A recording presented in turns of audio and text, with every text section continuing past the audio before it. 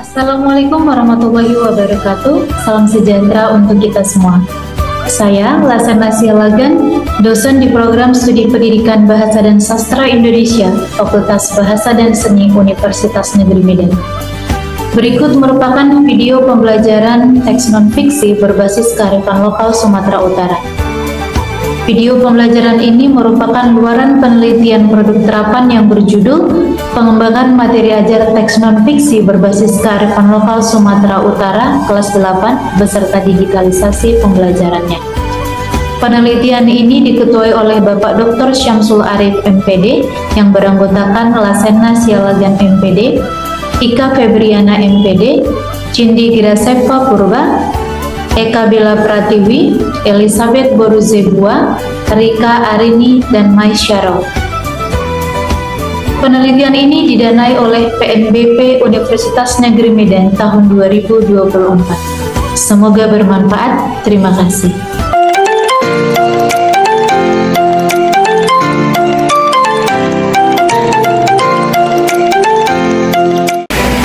Assalamualaikum warahmatullahi wabarakatuh. Halo semuanya, apa kabar?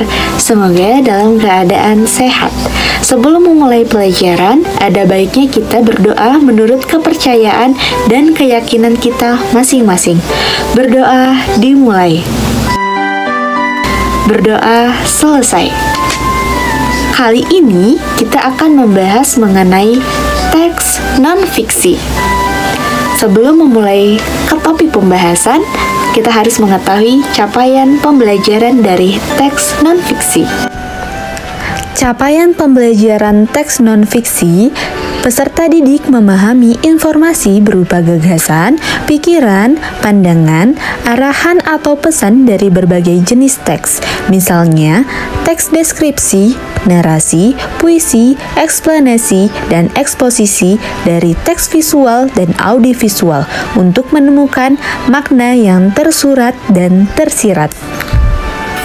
Kita akan mempelajari mengenai hakikat dari teks non-fiksi, jenis-jenis teks non-fiksi, memahami informasi pada teks non-fiksi, dan juga melakukan latihan. Ada yang tahu tentang teks non-fiksi?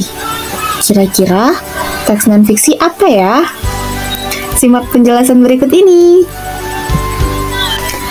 Teks non-fiksi adalah sebuah karangan atau tulisan yang bersifat informatif. Penulisnya mempunyai tanggung jawab atas kebenaran dari peristiwa, orang, atau informasi yang disampaikannya. Bahasa yang digunakan dalam ceritanya juga harus logis dan dapat diterima nalar pembaca. Bahasa yang dipakai formal, bukan informal.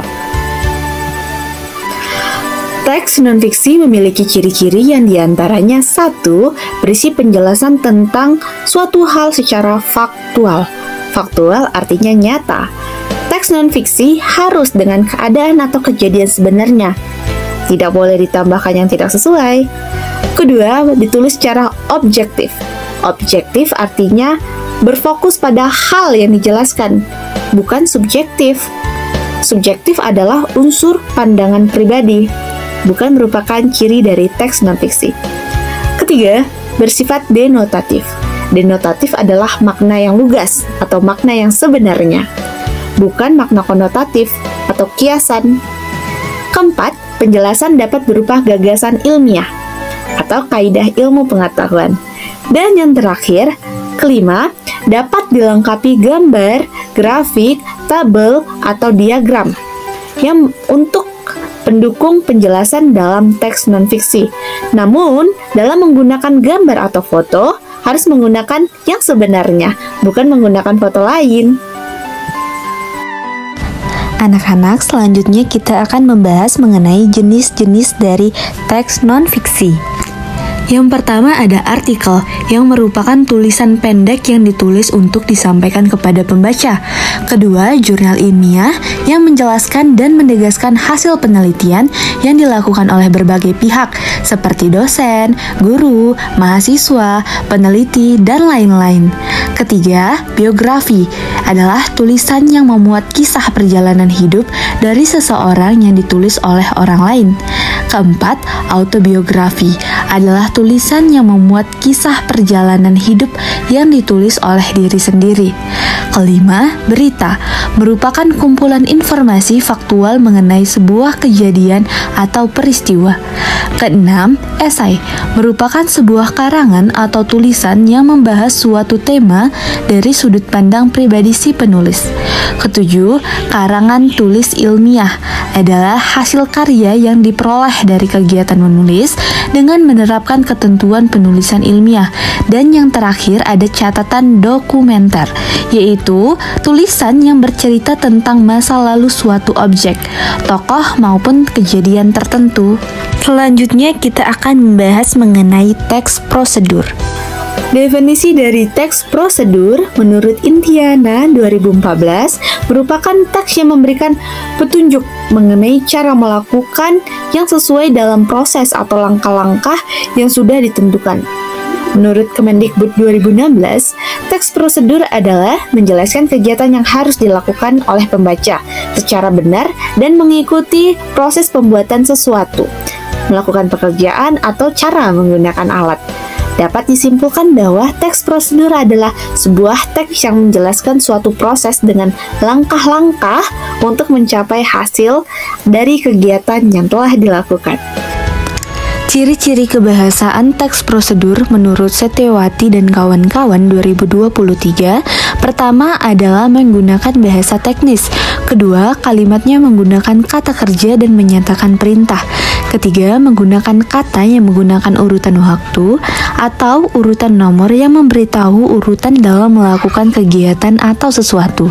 Dan yang terakhir adalah menggunakan kata keterangan yang bertujuan untuk memberitahu tindakan yang bagaimana untuk dilakukan.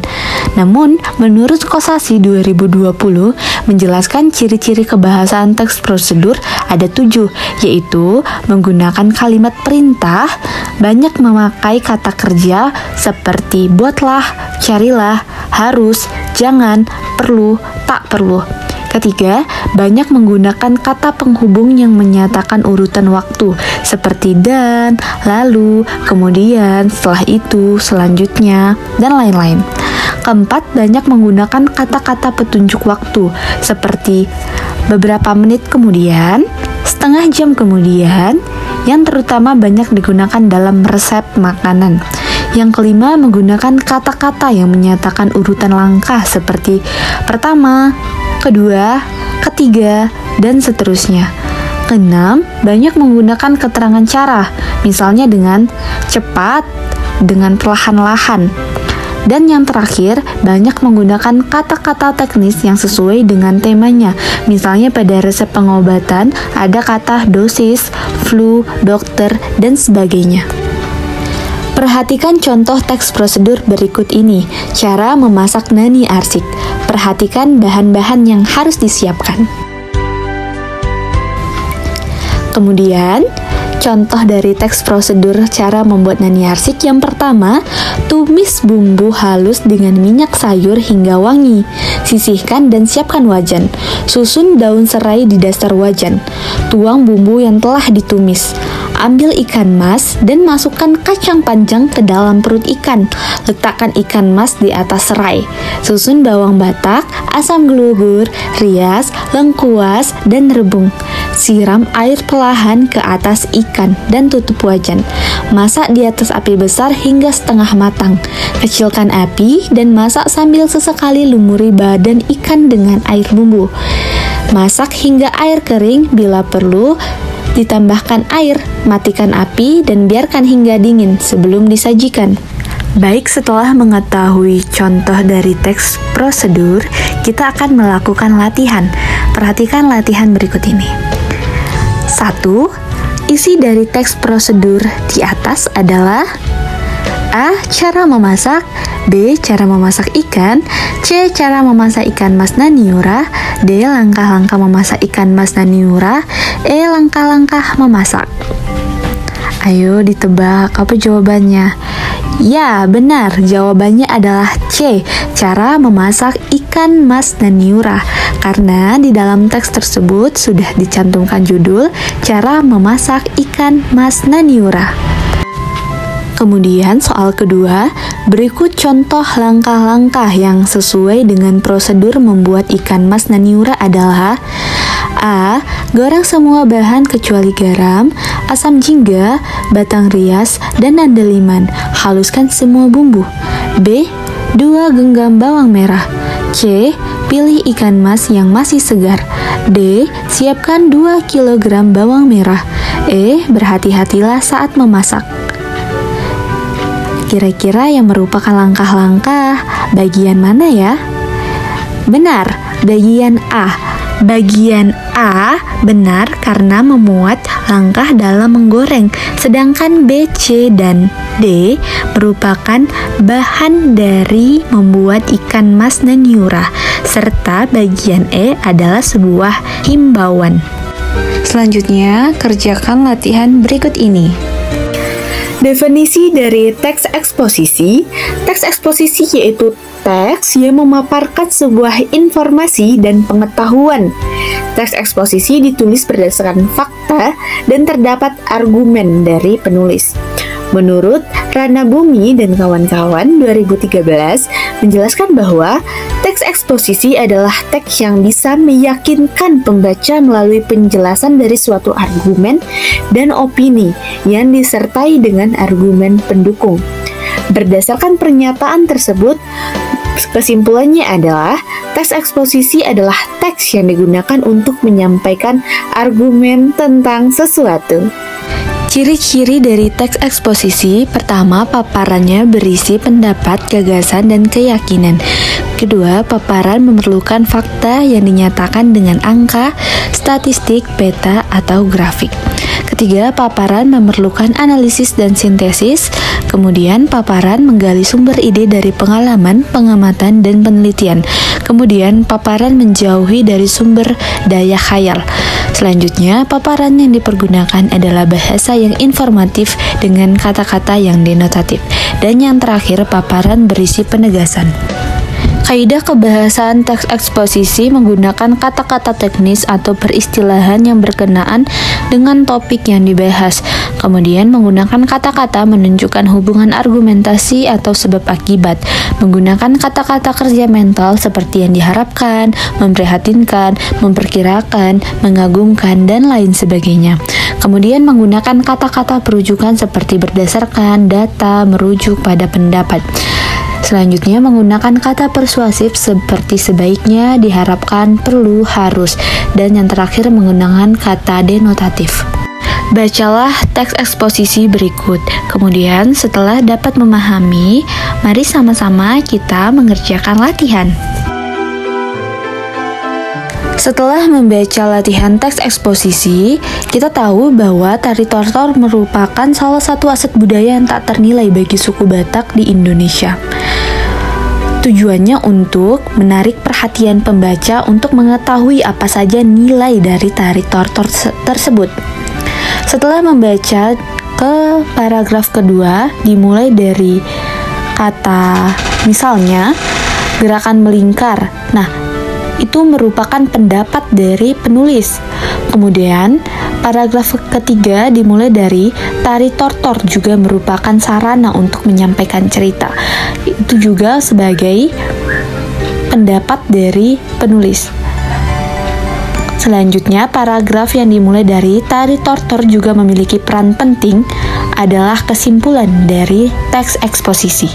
Kemudian dapat kita jawab bahwa pertanyaan nomor 1, paragraf awal dalam teks eksposisi di atas berfungsi untuk A. Memberi opini pribadi, B. Menyajikan fakta dan data, C. Menggambarkan latar belakang cerita, D. Menarik perhatian pembaca dan menjelaskan topik, E. Memahami budaya Sumatera Utara. Jawabannya adalah D. Menarik perhatian pembaca dan menjelaskan topik. Kedua, di paragraf berapakah berisi pendapat atau opini penulis? Di paragraf kedua dan ketiga. Selanjutnya, tujuan dari teks eksposisi di atas adalah A. Menghibur pembaca, B. Menceritakan pengalaman pribadi, C. Menjelaskan informasi atau fakta secara objektif, D. Menyajikan pendapat subjektif, E. Memahami langkah-langkah budaya. Tepat sekali, jawabannya adalah C. Menjelaskan informasi atau fakta secara objektif. Pengertian dari teks eksplanasi adalah teks yang berisi penjelasan mengenai suatu fenomena atau peristiwa, baik fenomena alam maupun fenomena sosial yang terjadi dalam kehidupan sehari-hari. Menurut Priyatni, pengertian teks eksplanasi adalah teks yang berisi penjelasan tentang proses yang berhubungan dengan fenomena-fenomena alam, sosial, ilmu pengetahuan, budaya, dan lainnya. Ciri-ciri teks eksplanasi yang pertama faktual, artinya memuat informasi yang nyata dan benar. Kedua, bersifat keilmuan yang membahas fenomena yang berhubungan dengan ilmu pengetahuan. Ketiga, informatif teks eksplanasi bertujuan untuk memberikan informasi tanpa mempengaruhi pembaca. Dan yang terakhir, membahas hal-hal yang bersifat umum. Teks eksplanasi menjelaskan peristiwa yang sering kita jumpai dalam kehidupan sehari-hari. Kaidah kebahasan teks eksplanasi yang pertama konjungsi, menggunakan konjungsi kausalitas atau kata sambung yang menghubungkan dua klausa atau lebih untuk menjelaskan sebab akibat. Kedua, menggunakan konjungsi kronologis adalah kata sambung yang menghubungkan dua klausa atau lebih untuk menjelaskan urutan waktu kejadian. Yang dibedakan menjadi pronomina, menunjuk. Pronomina, penunjuk adalah kata yang digunakan untuk menggantikan penyebutan benda.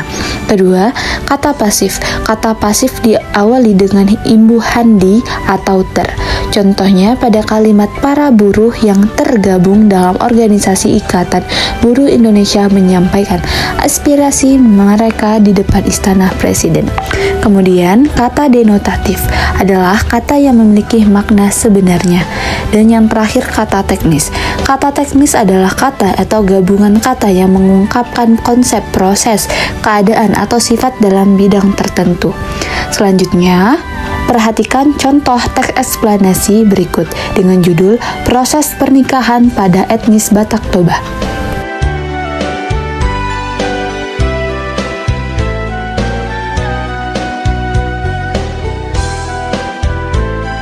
Kemudian untuk latihannya, yang pertama, upacara ini dilakukan setelah bayi berumur 1 minggu. Bayi akan dibawa ke minggu atau ke ladang sebagai tanda syukur hasil ladang dan akhir pekan akan dibagikan kepada tetangga dari keluarga yang melakukan upacara. Dinamakan upacara. Setelah kalian membaca contoh teks tersebut, kalian akan dapat menjawab pertanyaan dari latihan ini. A. Upacara ke lapangan dan minggu. B. Upacara ke sawah dan minggu. C. Upacara membawa hubah. D. Upacara mengikir. Tepat sekali, jawabannya adalah A. Upacara ke lapangan dan minggu. Soal nomor 2. Pada tahap adat, apa pada kelahiran di mana kita meminta tolong dari tondoang atau orang tua wanita supaya Tuhan memberikan kesehatan kepada putri dan anak yang dikandung dan juga menguatkan hati dan pikiran wanita hamil saat menuju kelahiran. A. Upacara membawa hubah. B. Upacara membosari. C. Upacara mengikir. Dan D. Upacara pabingkon. Benar, jawabannya adalah upacara mambosuri. Kerjakan latihan berikut ini secara mandiri ya. Teks non-fiksi selanjutnya adalah teks rekon. Teks rekon adalah salah satu jenis teks yang memuat suatu peristiwa, kegiatan, kejadian, atau pengalaman yang telah lalu dan telah diamati secara kronologis. Tujuannya ada dua, yaitu untuk memberikan informasi atau menghibur para pembaca. Ciri-ciri teks rekon menggunakan kata yang menjelaskan waktu untuk menceritakan kejadian di masa lampau, menggunakan kata yang menunjukkan siapa, seperti aku, dia, kami, mereka, dan lain-lain. Apa, kapan, di mana, dan bagaimana. Selanjutnya, menunjukkan kata-kata yang menunjukkan kronologis atau urutan peristiwa dalam suatu cerita, menggunakan kata yang menunjukkan tempat dan waktu. Dan yang terakhir menggunakan kata sifat seperti besar, indah, kacau, dan lain-lain.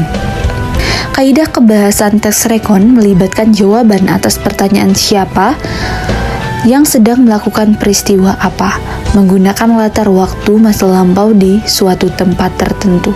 Kedua, menggunakan kata kerja sifat dan kata kerja aksi, menggunakan konjungsi temporal agar peristiwa yang ditulis terlihat lebih runtut.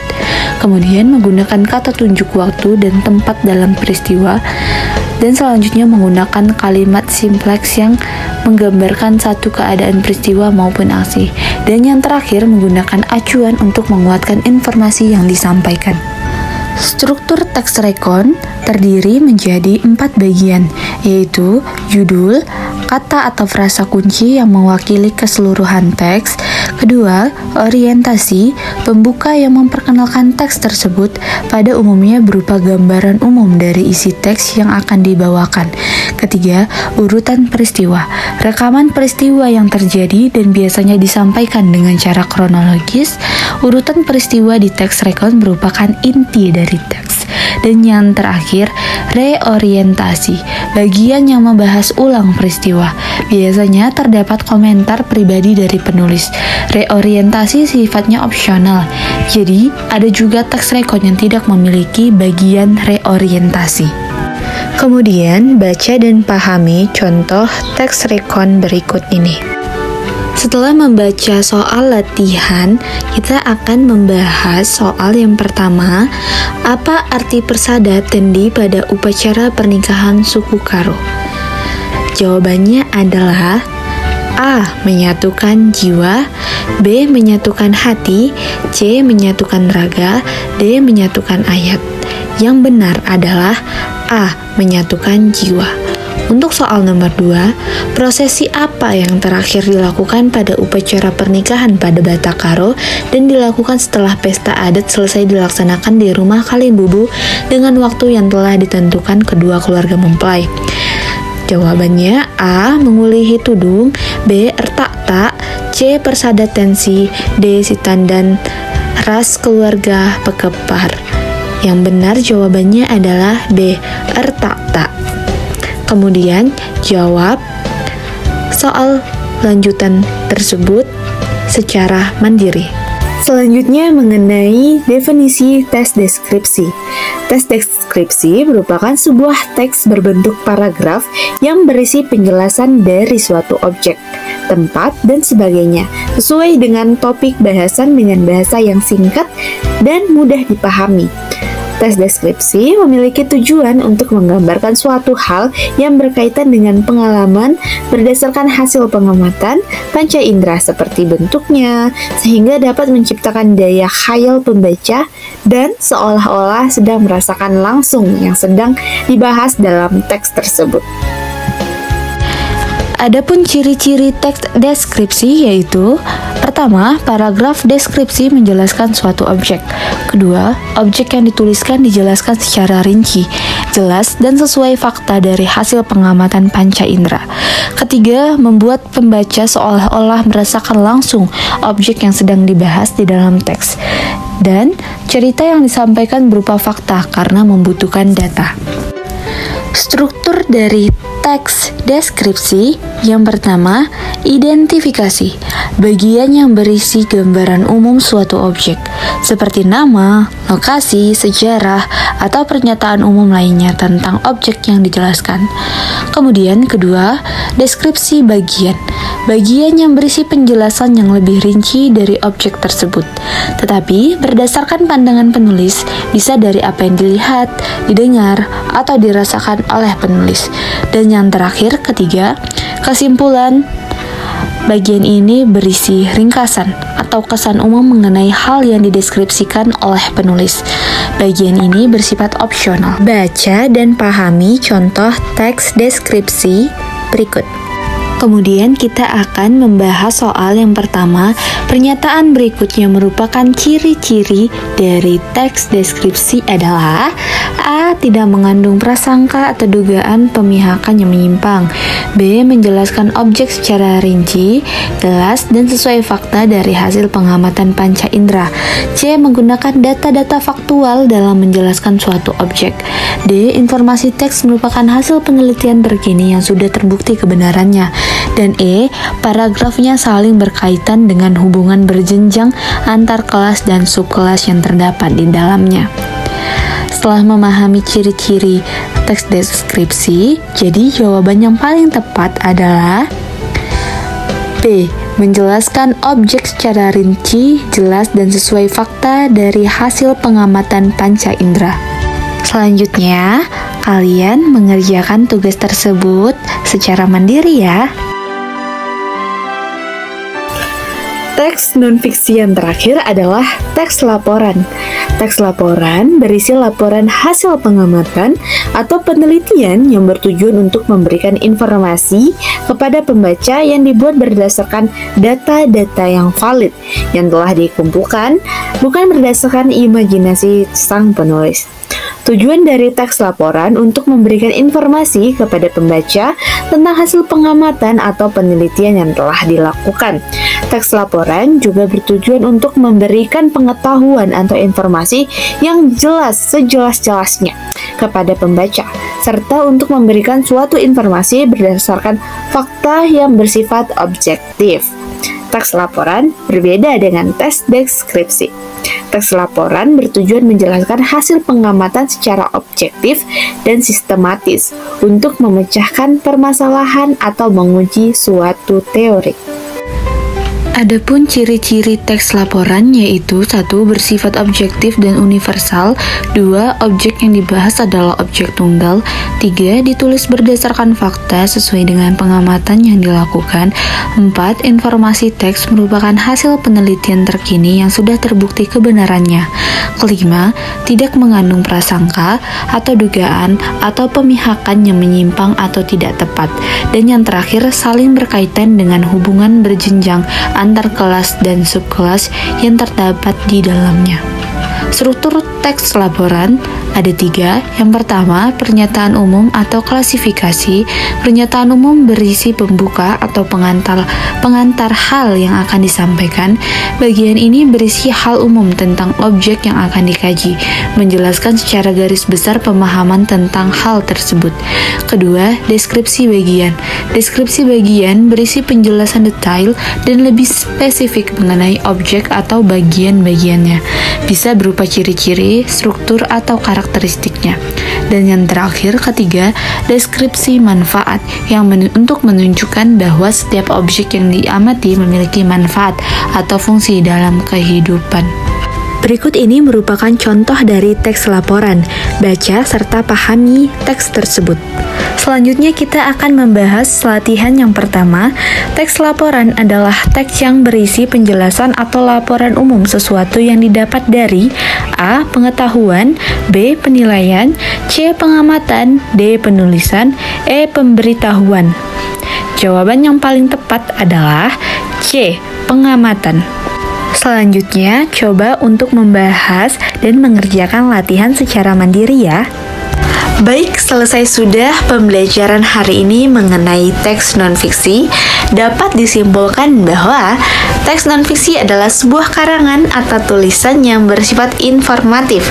Penulisnya mempunyai tanggung jawab atas kebenaran dari peristiwa, orang, atau informasi yang disampaikan. Jenis teks non-fiksi diantaranya adalah teks prosedur, teks eksposisi, teks eksplanasi, teks recon, teks deskripsi, dan teks laporan. Untuk menutup pembelajaran hari ini, mari kita berdoa menurut kepercayaan kita dan keyakinan kita masing-masing. Berdoa dimulai. Berdoa selesai. Hanya itu saja yang dapat Ibu sampaikan. Wabillahi taufiq wal hidayah. Wassalamualaikum warahmatullahi wabarakatuh.